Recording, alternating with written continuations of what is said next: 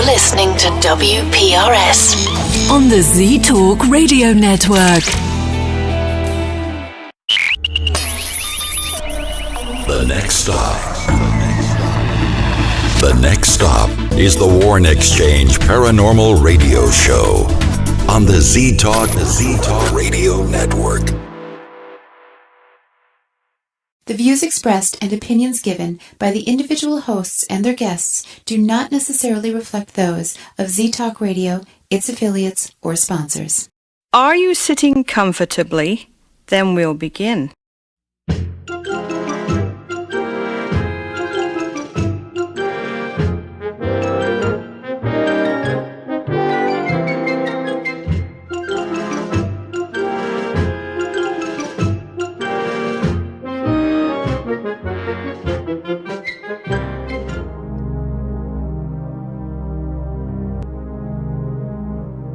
Thanks for joining us at the Warren Exchange. I'm your host tonight, Al Warren. We have with us Amy Major. She's a psychic, empath, and medium.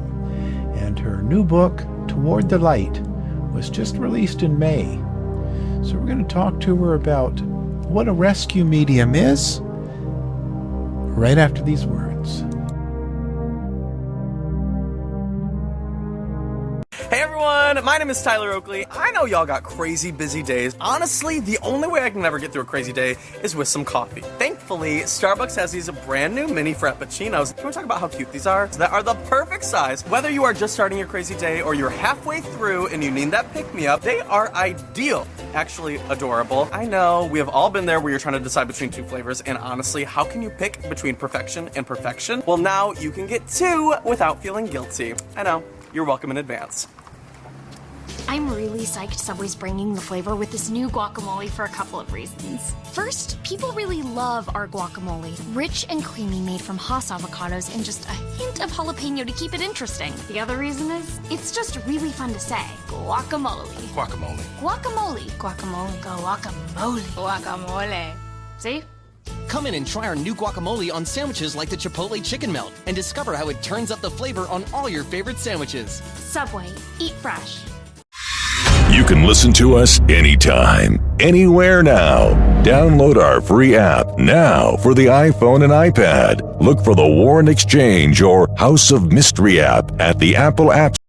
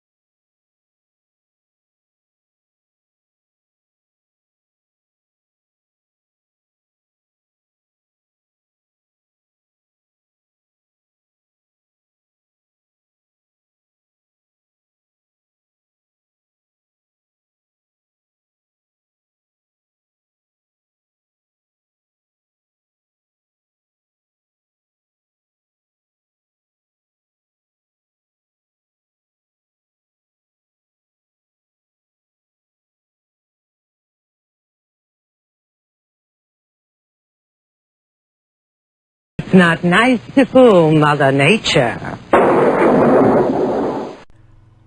Okay, and we're back. And joining us, like we said in the intro, we have Amy Major, author of the book Toward the Light. And I want to welcome you to the show. And how are you doing? I'm very well, thank you. Thank you for having me. I'm very honored to be here. Oh, it's our pleasure. We love talking about these subjects, and that's our audience. So let's start out with let's give them a little bit of history about you. You haven't been on our show before, so let's tell people who you are and kind of how you got to writing the book. Oh, absolutely. I always joke around when people tell people, oh, I've been hiding under a rock in New Hampshire. That's why people don't know about me. But I've been doing this work off and on for about 16 years. Those in the New England area know me a little well. But I really got started as a medium in my early 20s. I had been communicating with spirit my whole life, especially my guides, my angels, and my animal spirit friend. Just sort of seeing them out of the corner of my eye or hearing the voices in my head and all of a sudden knowing when the phone is going to ring. It's like these little things that you don't really realize are psychic ability. You're just like, well, I just know these things. And you know, I have these voices in my head that randomly answer back to me. And I'm like, I don't know where they came from. But it's just communicating with them throughout my whole life, having a lot of past life dreams and a lot of past life memories, especially when I was very young. And the funny thing is I had an astrology reading in my early 20s after I moved to New England, and she's like, looking at my chart, she's like, you're really psychic. I'm like, what? I'm like, not me. I'm like, I'm not a psychic. I'm like, psychics are those gypsy ladies with the crystal ball telling you your future. Yeah. That's not me. And she's like, no, you're very psychic, and you're pretty much going to devote your life to working with spirit and working with people psychically. And of course, I thought she was nuts. So like, oh, I don't know about that. But soon enough, I went to the local psychic center in the town I lived in. They confirmed I was psychic as well. They said, you really need to start developing. And so they actually taught classes there. I started taking classes, and sure enough, I started doing readings right away, became one of their lead mediums and psychics out of the center very quickly, and I'm now teaching and writing books after 15, 16 years of service, and I think there's still a lot to teach and a lot to learn. So I used to always go into the bookstores and see all these ghost hunting books and scary books about ghosts, and through all the experiences I've had throughout my entire life and throughout my development, they were all wrong. They were explaining things to people for a very small percentage of activity that occurred, but they were sort of making it into the branding of whatever ghost activity was. And so therefore I thought, well, we really need to have something else on the bookshelf to explain a different perspective and to have people so they're not so afraid of ghosts and hauntings, and just to know not everything's evil. Right. So I just thought it was the best thing to do is to finally write something and get my perspective out there and let people know there's nothing to be afraid of. Yeah, I kind of agree. Do you follow any of the television shows or anything like that kind of cover ghost hunting and some other mediums that are on television? And do you have any? I see a handful of them. I don't watch them regularly because, of course, they're hyped up for media. But I have seen a few of them. Some of them are okay, where they're really trying just to investigate and get some scientific proof and documentation. I'm cool with that, but others are a little too flaky for me. And, the whole thing, turning off the lights and thinking everything is a demon. And I think people are really just tired of that, and I think they're ready for something more. And I think that's why they really need to start learning more about rescue mediumship, because that's what I do, and that's the next step is, okay, you have a ghost, well, what now? What do you do? And that's where we fit in. Yeah, who do you call? I was actually on the Psychic Ghostbusters team, so I have to randomly laugh at that. Yeah, it's let's go from there. So what is Spirit Rescue then? Spirit Rescue is through the work of a rescue medium, and we're a little bit different than a regular medium. Rescue mediums work mainly with what I call earthbound energy and earthbound spirits. They are people that have died, and haven't made their full transition to the other side. So they're stuck somewhere in between. So they're closer to the earthbound energy. That's why we call them earthbound spirits, is because they're a heavier vibration, because they haven't made the full transition to the higher consciousness or higher spirit vibration that people call heaven. So rescue mediums work with earthbound spirits that haven't made the full transition. We help guide them, we counsel them, we speak with them, we help them through situations to help release whatever it is that's holding them back, help them find the resolution that they're looking for, and help them on their way to the other side. So there's a lot of work involved with earthbound energy. Sounds like it. Why are the spirits or ghosts not crossing over? Why is there earthbound spirits? Well, I always say, and I say it a lot, but the reason why spirits are earthbound is as individual as the person who's made the decision not to cross.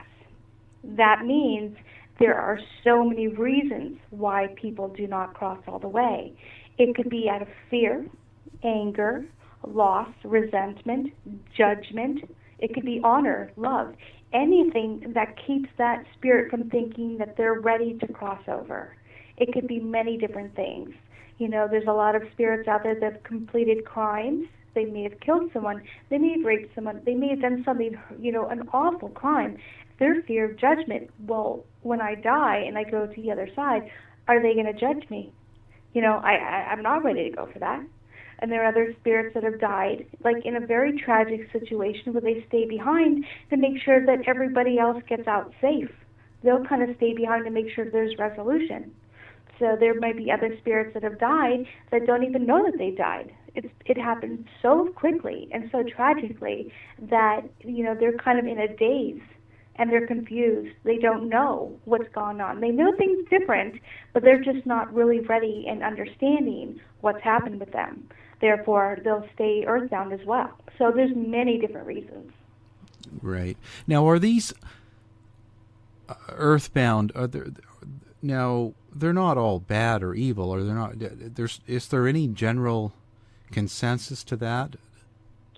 That's so true. They aren't all bad and evil, and I think that stereotype has come because of all the media, because of all the haunting shows, and because of all the movies and the ghost stories and haunted houses. You immediately think, well, if somebody dies and they cross over, they're automatically positive. And if somebody dies and they don't cross over and they become a ghost, they're automatically negative. Well, that's pretty big to say, one or the other. You have to look at the spirit as an individual.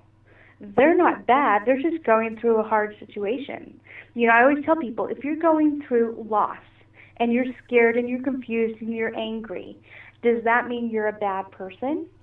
It doesn't. It just means you're going through really heavy emotions and a hard situation. And when a ghost is around and you feel that heaviness, you automatically assume that they're a negative spirit, when in fact they're not. They could be scared. I have many children that come to me in spirit that are earthbound. Are they bad?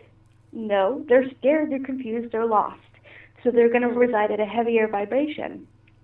So you can't assume they're all bad just because they seem heavier than those spirits on the other side. I know an awful lot of spirits that have crossed over, and they're still pretty nasty. Yeah. I wouldn't want to hang around with them in a room, but they've crossed over. They still have issues.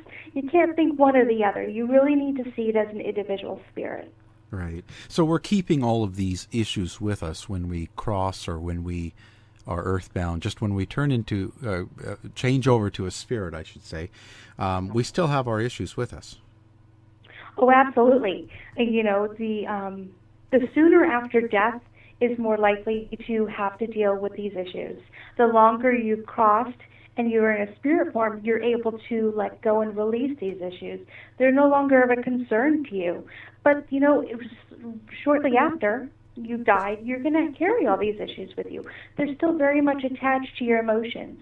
Therefore, you're going to view them and feel them exactly the same way you would if you were here in the physical world. Transitioning to spirit doesn't change that. And so for the people who are just, let's at the basic, what would the difference be between, let's say, a rescue medium and a psychic medium, for instance? Psychic mediums, they're what I call message mediums, and I am a psychic medium as well. They are mediums that connect to spirits, usually those who have crossed over, and they provide messages and symbols to people here in the physical world to let people here in the physical world know that the spirit on the other side is still with them. They're still, they've crossed over, but they're still very much attached to them emotionally and in a loving way. So they provide messages, usually very positive messages, to people here in the physical world. For rescue mediums, we work directly with earthbound energy who haven't crossed over, and we counsel them. We help guide them to the other side. So we're more of like the therapists or the counselors or the energy healing workers as mediums to work directly with spirits. The only time you really get into message work is when the spirit has something that they want someone here to know so that they can release and move on. And that way we will do more message work that way, but it's a very small percentage compared to message mediums. Do you ever have problems with spirits that do not want to cross? Oh, absolutely. There's many times where they actually are dealing with some very negative emotions, and they don't want help. They don't want anything around them. They don't want to communicate. They just want to harm and harass people around them. And they're what we would normally call negative spirits. They're just not ready to deal with their issues. They're not ready to heal and transition to the other side. So there's many times we'll try to communicate with them, and they don't want anything to do with it. And that's when we really have to step in and do more clearing work, where we actually have to clear the spirit out and say, you know what, you're not wanted here. You're only here to harass and harm people. You need to go. And that's when we would do more clearing work and clearing residual energy. And so, how would, without getting too detailed, how would you go about doing that, like a clearing? Is there a religious tone to that, or is it just something different? Well, usually you just start out with being firm. Sometimes it's the same way as you were. If somebody were to walk in your home and give you a hard time, what would you do? You would tell them to leave. And usually that's the first step, is having a firm foundation of believing that this spirit is not allowed to be in your home. Say, I need you to leave. I'm not afraid of you. You need to go. And the first thing is being firm. Have control over your environment. If they then say, well, we're not going anywhere, well, that's when you would start bringing in help from the other side, your spiritual helpers. And usually start doing that through prayer and affirmations. And call in your protective team, call in your angels, call in your guides, call in family members from the other side. Say, I need help getting the spirit out of my house or out of my home or out of my office. Wherever you have a spirit energy and you feel threatened, you need to call in assistance from the other side. Another thing I do is use protection techniques. In my book, I have a whole list of different ways to protect yourself through tools and through affirmations and prayers, and just having more self-control. So there's many different ways to get a spirit out. And so do we need protection? We always need protection. Whether, you have a spirit from the other side coming in or not, there's always some level of protection that's always needed. You never go into a situation, especially working with spirit, completely open-armed, without ever having any protection. And people, there's a little skepticism with that. People are like, well, if it's spirit on the other side and they're loving, why do I need protection? Like, well, you're not protecting yourself against the spirits. You're protecting yourself against picking up any residual energy. You're protecting yourself against picking up any emotions coming in that you necessarily don't want to attach to. So you're sort of creating that bubble or that layer around you. You're sort of saying, this is my energy and that's yours. And we don't need to merge. We don't need to share things because there's some things you just don't want to pick up on. So depending on the type of spirit you're dealing with, depends on the type of protection needed at the time. And so you mentioned residual energy. So what would that be different from, a ghost or a spirit? Or like what would residual energy be? Residual energy is more of just an energy left behind after an event or something that occurred in that area. I always tell people, think about it as like a residual mark or a residue left behind. It's not an intelligent haunting. It's not an actual spirit energy. Rather, it's just something left behind. If you think of Slimer. Think of going around and sort of leaving its ectoplasm all around, and you're like, oh, you slimed me. Well, that's residual energy. It's not necessarily in a solid form, but in an energy form. And you can walk into a place and feel this heaviness all around you.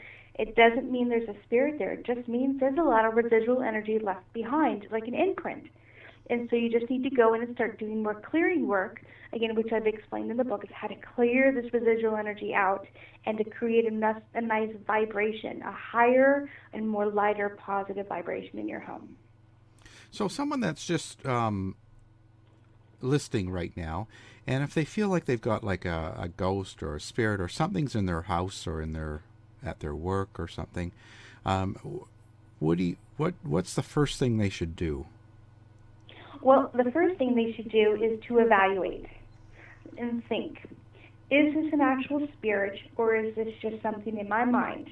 Because we've been led to believe every little spook or shadow or noise or electromagnetic energy is a spirit, and it's really not, because honestly, there aren't enough spirits and ghost activity to go around for everyone to have this type of situation. The second thing would be like, go in and see, is this residual energy? Every home in America, unless it's a brand new home, every home is going to have some type of residual energy. And depending on what's occurred in the home or occurred in the office, depends on the heaviness vibration of residual energy.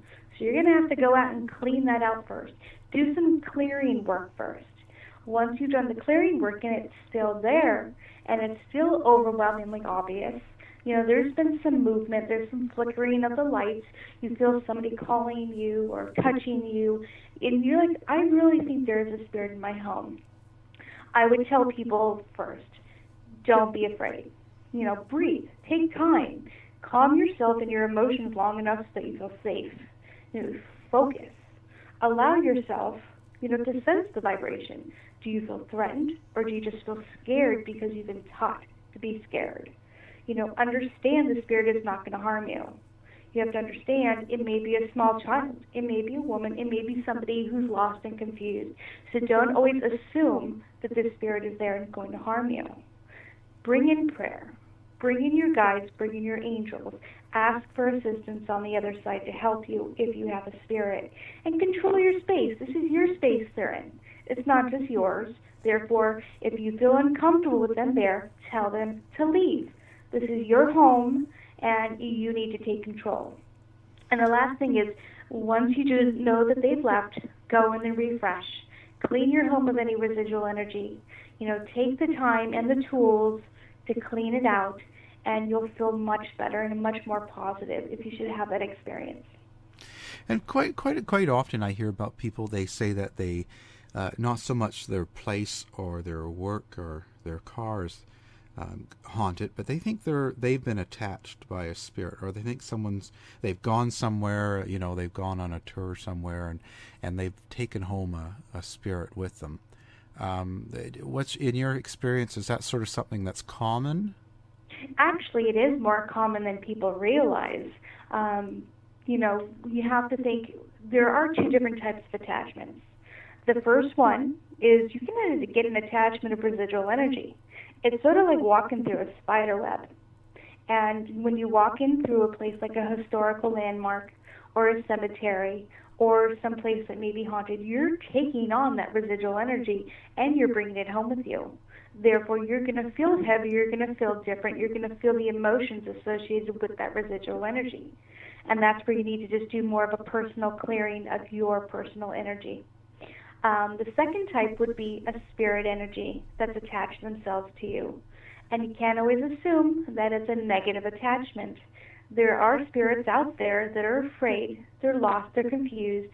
They're going to attach to somebody here in the physical world until they feel more comfortable in a spiritual form.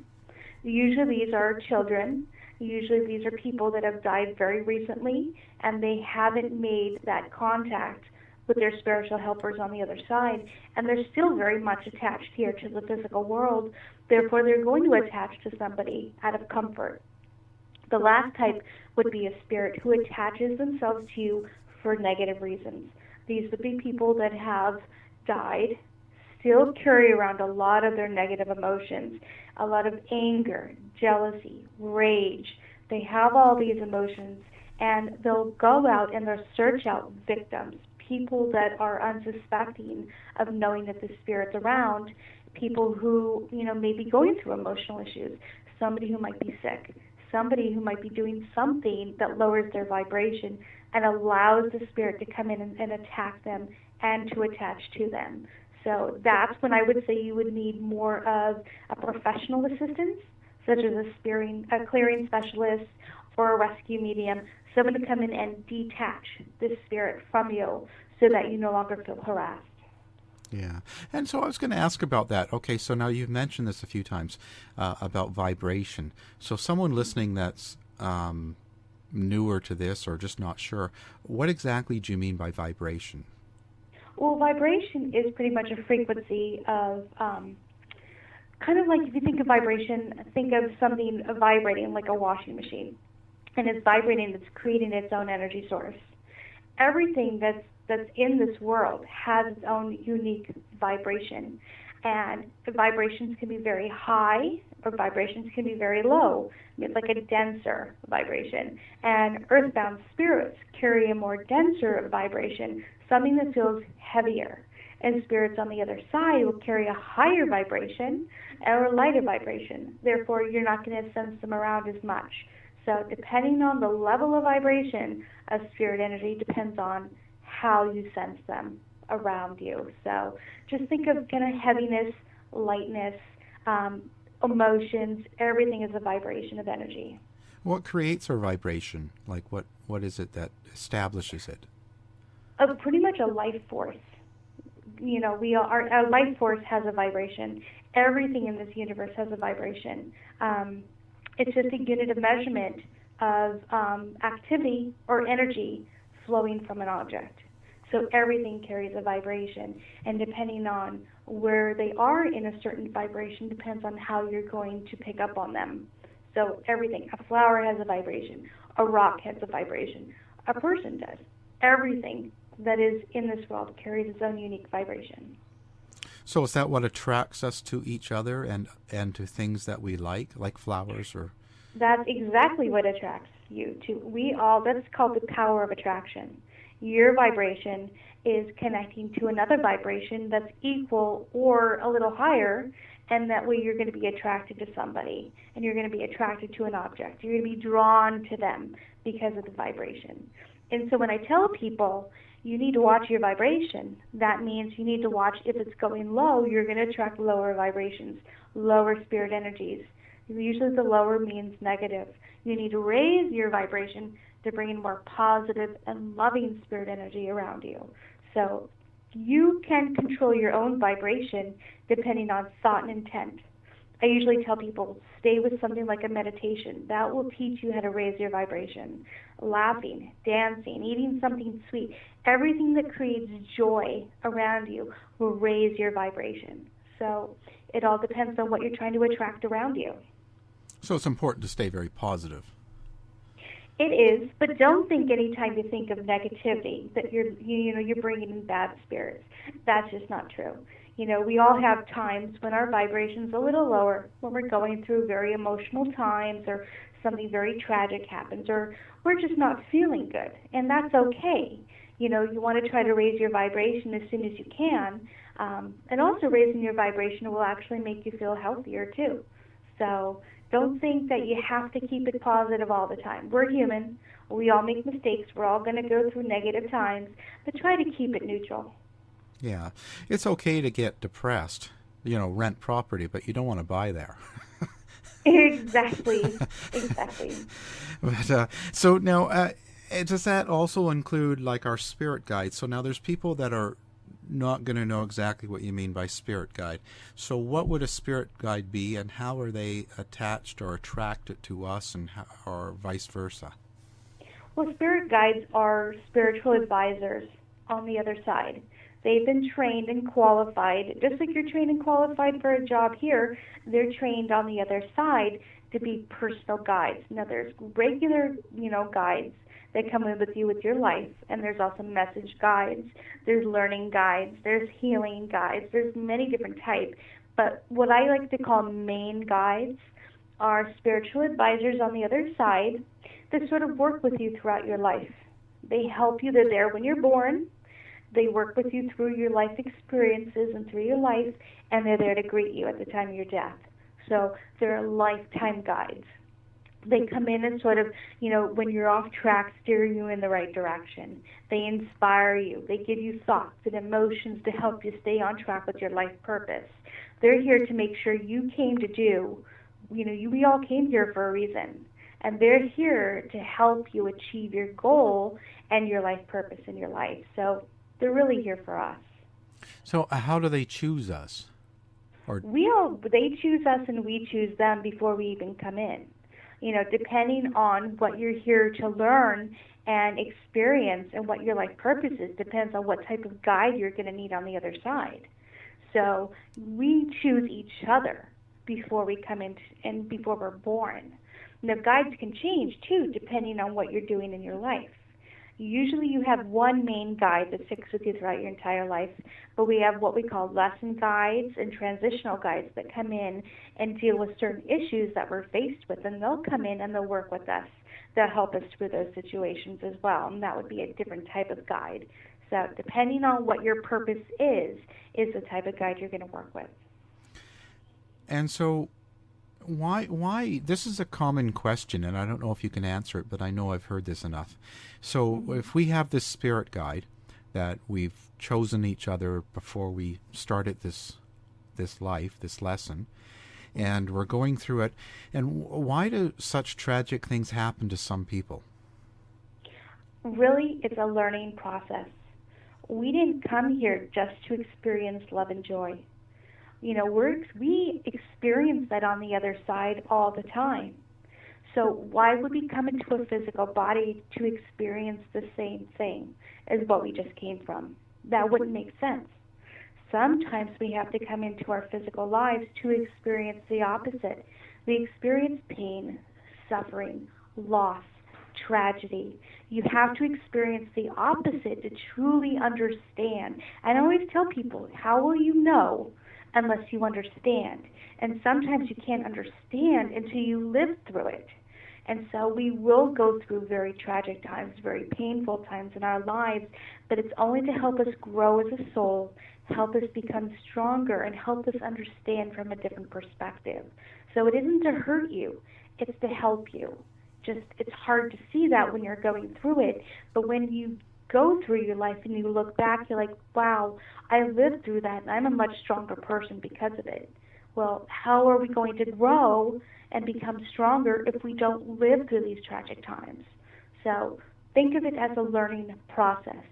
We're not going to always go through, positive things. We're not going to grow if we do.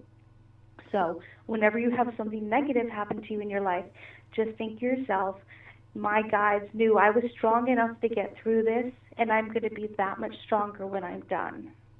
So it's an easier way to think about it. So when we're choosing our spirit guide, are we also choosing these events, these lessons that we're going to go through in our life? Absolutely. I think there's some things that we choose main events to happen to us. There's also a lot of little things that we don't necessarily choose that happen because of the major events that happen to us. Not everything is completely planned out. There are some things that just happen, but I do think we do plan the major events that happen to us. It has to do with karma. What lessons did we come in with this life? What are we trying to learn from this?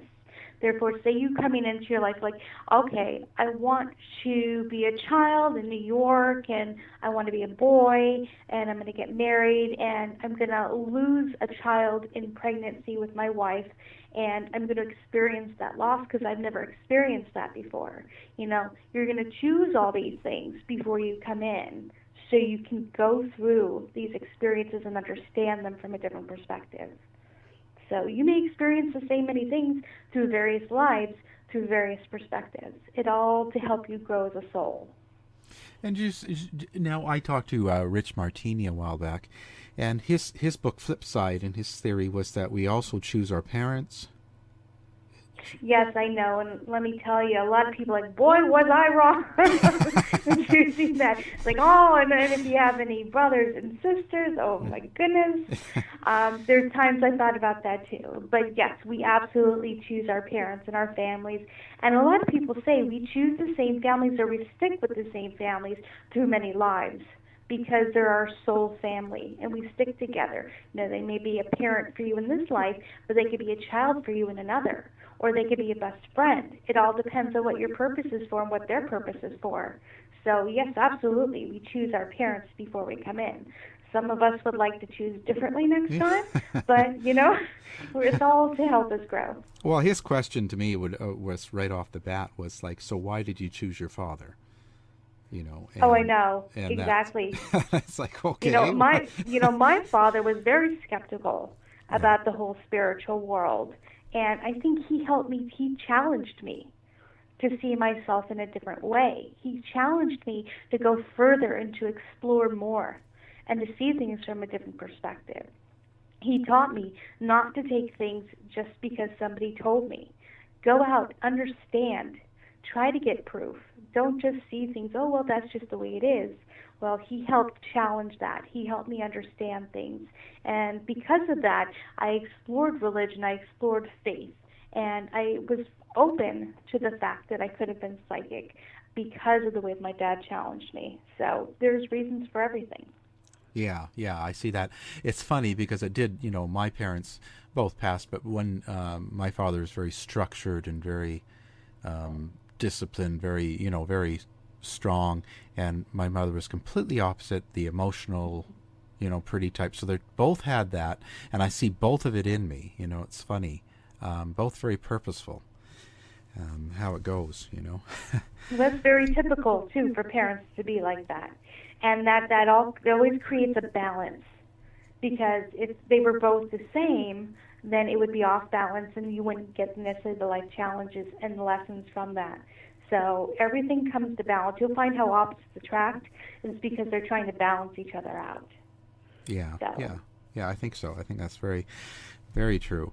And so now, when you were saying someone should seek out help, let's say if it's something that they're not sure about, an attachment, or if their house was things are going on and they've analyzed it and go, yeah, this is more than just an old house settling or something.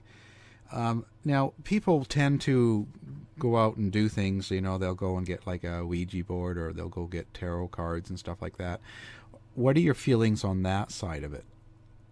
I say don't do anything in the spirit world unless you've been properly trained, because you don't know what you're getting yourself into.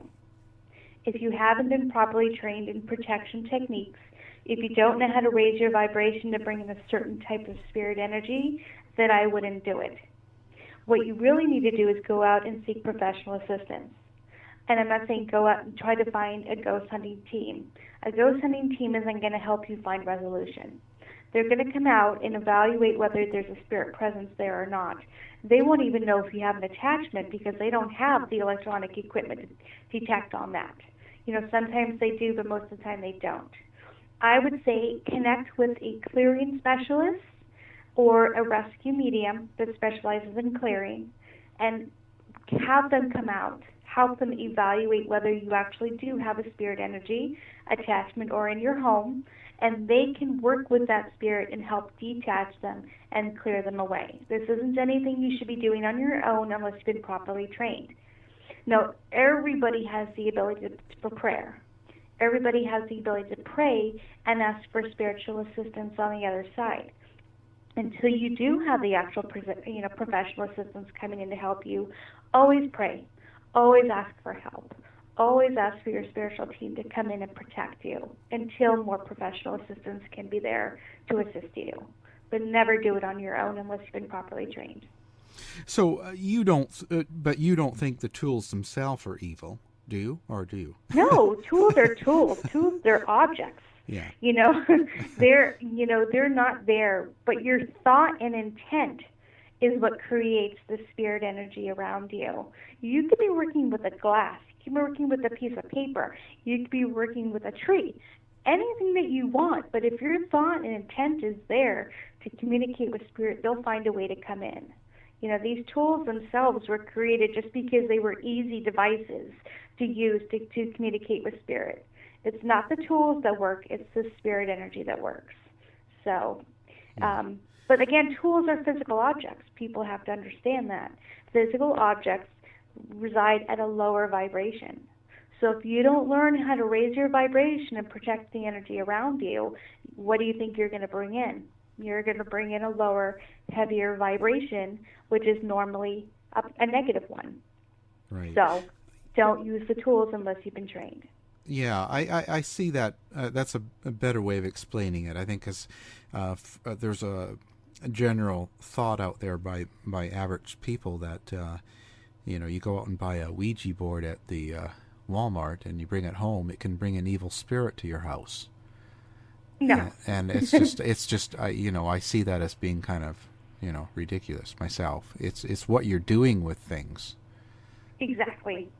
So. Exactly. It's what the law of attraction. What are you bringing into you and bringing into your home? The board has nothing to do with it. Now, the one thing is the board has created what is known as a higher consciousness evaluation. What that means is spirits know when you're sitting down to a Ouija board. They know you're getting ready to communicate with spirit. The Ouija board has been around for a long enough time that it's in the greater consciousness. Everybody knows Ouija boards are meant to communicate with spirit. Therefore, spirits know this. They can pick up on our thought process, and they can pick up on the fact that Ouija boards are used to communicate. Therefore, they're sitting around waiting for you to get one. Now, if you're sitting there with a glass of water, that's not in the higher consciousness of understanding that it's a spirit tool. Therefore, spirits aren't going to pick up on that thinking, oh, they're ready to communicate with me because it's a glass of water. But it can be used. But it all depends on the higher consciousness, what we're all thinking, what we all know. Because what we know, spirit knows. Therefore, you're going to bring a Ouija board home, spirit knows you're ready to communicate.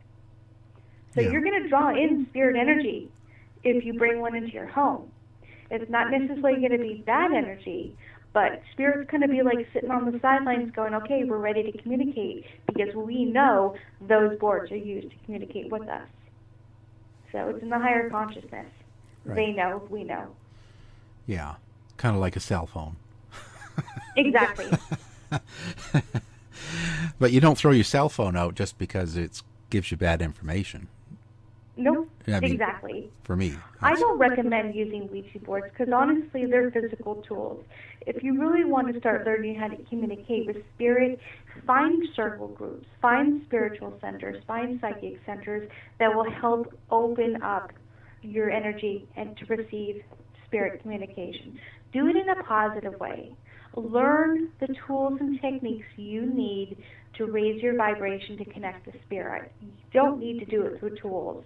The only people that do it through tools is the people who want to do it for entertainment purposes. And they're more likely to get spirit attachments and have negative energy around them because they haven't been properly trained. So you're going to get, what you're asking for. If you're asking for spirits to come in, you're going to get it. You're going to have spirits coming in. Because you haven't been properly trained, you don't know what you're going to get. So if you're really interested in learning how to be a medium, do it a positive way. Go out and get the training.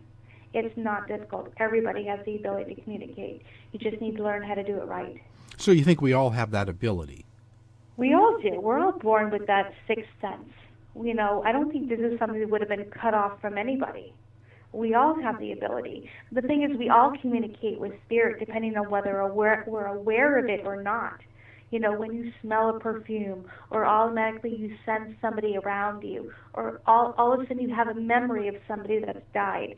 Those are all little hints that spirits there trying to communicate with you. We just don't always recognize that these are the tips and tools of spirits trying to get in and communicate with you through your emotions, through your feelings, through your thought, your memory. These are ways that mediums connect with spirits. People just haven't been trained to understand that yet. Therefore, people don't know that they're mediums. When in fact everyone is, you just need to learn and learn the awareness, learn the understanding of how to communicate, and you'll be able to do it just like any other medium. And so what was the difference for you? Like, how did you learn to become a rescue medium as opposed to just a psychic medium? It was through my development of psychic mediumship.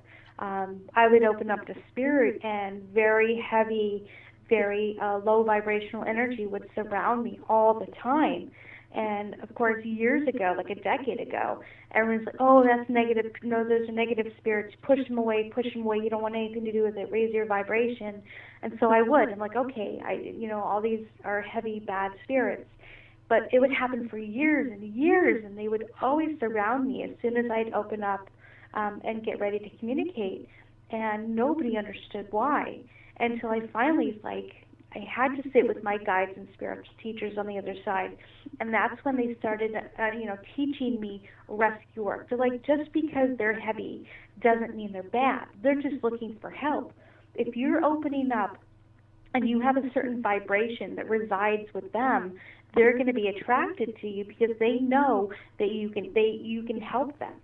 So they knew I was a rescue medium before I did. I didn't know anything about rescue work until my guides explained it to me. And they explained some spirits just need help. They need help getting to the other side. It isn't always easy for some spirits, depending on their awareness. Therefore, there are mediums coming into the world now, such as myself, that are now specializing in rescue work because there are so many more spirits out there that aren't crossing over. Therefore, rescue mediumship is needed more and more these days. The awareness is growing of the spiritual world. Our vibration is raising, so we're more aware of these spirits around us. So they knew it before I did, and that's when I started researching as much as I could about rescue work. There was very little to reference. There wasn't much out there at all, but I did learn mostly through my spiritual team and through experience, just, going out and communicating with spirits, having that exchange between the spirit and myself, and learning through, my faults and my trials, and going out and just trying to figure out the process on my own. And that's why I wrote the book. I have to explain to people, this is what rescue work is. And if you're really interested in becoming a rescue medium, contact me. I'm always here to help people understand and help people develop as a rescue medium. And so, do you think that people can learn to become a rescue medium themselves? Oh, absolutely. I mean, I do tell people it is a very specialized type of rescue work. Everyone has the ability to become a medium, but not everybody should become a rescue medium. You have to have a certain demeanor. You have to have very thick skin. You have to be able to work with some pretty nasty spirits out there. Training was very difficult as a rescue medium. You have to deal with a lot of protection. You have to have your spirit team on the other side. You also have to be well equipped to be a counselor, to understand what a spirit's going through, help them through their issues, help them find resolution. If you're not able to do that, then I wouldn't suggest rescue work, because this is a very specialized type of mediumship that not everyone's qualified to do. And so I was just going to say, so what are they going to learn or get from your book? The book is mainly here to explain spirit rescue to somebody who doesn't understand anything about earthbound energy. It's explain, look, this isn't as negative as you think it is. These are the reasons why spirits haven't crossed over. These are the areas that spirits reside in. This is why you should not be afraid. This is what you do if you have a spirit in your home. This is how you protect yourself. This is how you pray, ask for assistance. This is how you know if you have a spirit or if it's just residual energy. And also, I always like to end the book with lessons. Lessons are my favorite thing that I teach people. There's always a lesson to learn. Through every tragic experience, there's something to learn from that. What can we learn from these earthbound spirits that help us in our lives, what we're living now? What can we learn through them to help go through our own tragic times and our own emotional situations, so that when we do die, we're able to make that crossing freely in a positive way, and that we don't stay behind and become earthbound ourselves. So it's a proactive approach to helping people. Help people now get over their emotional issues. That way when they're ready to die, they'll cross over to heaven, very easily. So there's always a lesson to learn. Oh, and I have to ask about the spirit police. Yes. I come up with quirky terms, I got to tell you. It's really to help people understand, because if you throw a lot of spiritual terms out there, what I call psychic babble, people aren't going to understand. So I come up with things that, people can relate to. When you're dealing with negative spirits and they're around you and you feel threatened, what do? And there are actually spiritual advisors and spiritual helpers on the other side that oversee spiritual law on all the realms of vibration. And when you're dealing with a spirit here in the physical world and they're going against your free will, they're breaking spiritual law. No one is allowed to go against free will, especially in a spiritual form. Therefore, if you're dealing with an earthbound energy, they're breaking your free will, you have the right to ask for spiritual help. And it's what I call spirit police. They oversee spiritual law so that these spirit entities or earthbound spirits can be removed from your home and not to harass you any longer. So when you're praying and you're asking for spiritual help and protection, you're really praying to the spirit police to come in and remove these spirits from your home. So it's just a quirky term that I've come up with to help people understand how these spirits get removed from your home through spiritual help. And so there was one other thing. I was going to say, you talk about, how we choose our lives and our spirit guide, and we're kind of our lessons and we're going through. So then you sort of follow the concept of reincarnation. So we're going through several lives. And so, absolutely. And so when we do that, so for instance, right now, you in this life, you are you're using your ability in a rescue medium sort of way, and you're doing this sort of direction and helping people in that way. Now, do you take that with you on your next life? Does that become a part of you every life from now on?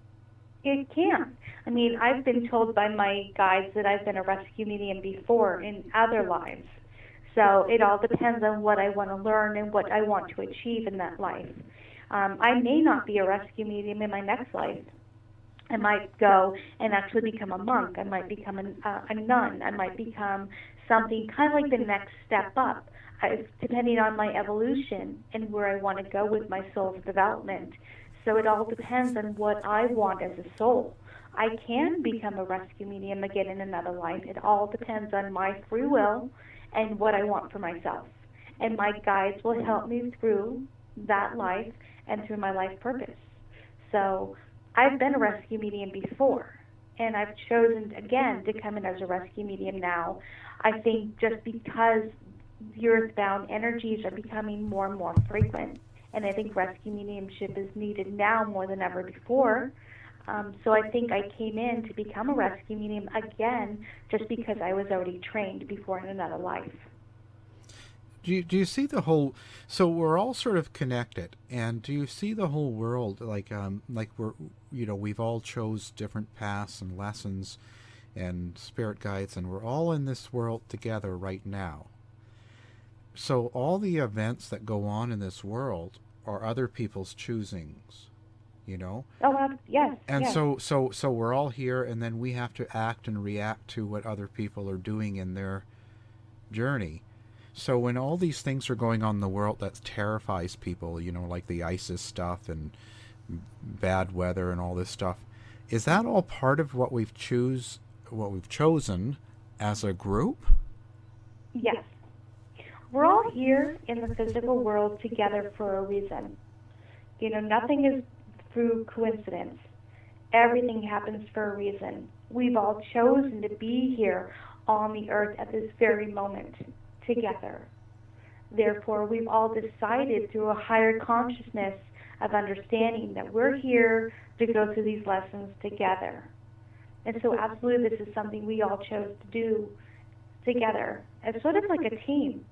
You could think about it, teams can be, 2, or teams can be billions. It depends on what you're trying to do, not only as a soul, but as for humankind. And where in evolution are we going, and what souls want to come into the earth at this time to help it get to the next level. So there are spirits that come in and do bad things, there are spirits that come in and do good things. It's all keeping it balanced. So don't think that because all these negative things are happening that the world is becoming an evil place. There's a lot of good things happening at the same time. Just unfortunately, the media will sort of shove the evil and negative things in your face just because they know people will pay attention to it. But there's equal amounts of good things happening in the world as well. It's all balanced, and we're all here to help each other out with humankind. So we absolutely all came in at this time for a reason. Yeah, I sort of believe that, and I think that's sort of why people live and die. And I don't mean that as directly, but I mean, certain famous people that are doing things like from Mother Teresa to whoever. Like the world has to shape itself to deal with a new situation, and certain people can't be in the world at that time. Right. That's sort of, maybe that's deep, but I sort of No, think that's right on. That's exactly, that's how I feel. Is, we have certain people that come in and make a statement, and they help teach us through love and support and guidance. And other people will come in and do very awful things like murder, rape, suicide, many different things, but they'll teach us from a different perspective, and they'll teach us this is not what we don't want to do. So there's always balance, so spirits will come in and do certain things just to teach us, from a different perspective. That's all it is. Yeah. It's hard to understand that when the negativity is happening, but that's really what it is.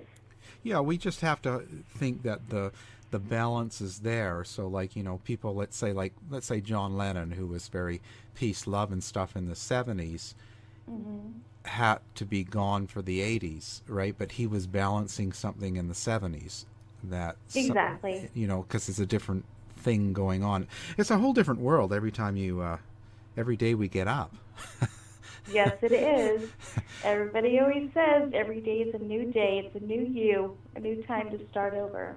Yeah. And I absolutely believe that. Oh, totally. And so I have to ask, how it does religion sit in on this? Well, I tell people every road that leads to God is good. I am a spiritualist, and that's what we believe. So if you're a Catholic, if you're a Christian, if you're a Buddhist, whatever road that leads you to love and a higher understanding and support of each other, that road is good. We're all going to see things differently. We're all going to understand things differently. Therefore, different religions are needed depending on your culture, your race, your understanding. Everybody needs to see things differently. Therefore, we need different religions to be able to do that. The Word of God is so great. How can it be explained in one religion? Well, it can't be. It has to be split up in many different cultures and many different languages so that people can understand a small amount of it. Because that's really what we can understand. We can't understand the greatness in a physical body just because our minds aren't able to do that. Therefore, we're only given a small amount for us to understand. And from that, we're supposed to spread the word, share what we know, and learn from each other. Therefore, there's going to be many different religions out there so we can learn from each other. And that's the whole reason for religion, is to have faith And if we don't have faith, then we don't have hope. So I'm all for every religion out there, that every road leads to God is good. Wow. Okay. No, this is fantastic. It's been very, very informative. I think it's a great book, a great conversation. How do people get a hold of you, or where can they? Do you have a website, and where can they go for more information about you? Absolutely. My website, amymajor.com. It's amymajor.com. You can also find me on Facebook, Amy Major Rescue Medium. And I'm always here to answer any questions that anybody has. And if anybody has any information on, hey, my house is haunted, what do I do? Or, I'm really interested about this rescue work. How do I get involved? Any questions that anybody has, I'm definitely here to help any way I can. Fantastic. Well, I appreciate you taking the time and talking about this. This is a great subject. And I hope to have you on again sometime. Thank you. It was an honor being here. I enjoyed it. Thank you so much. Show's over for now. Was it as good for you as it was for me? Well, good night. This has been a production of the Z-Talk Radio Network. I'll be back.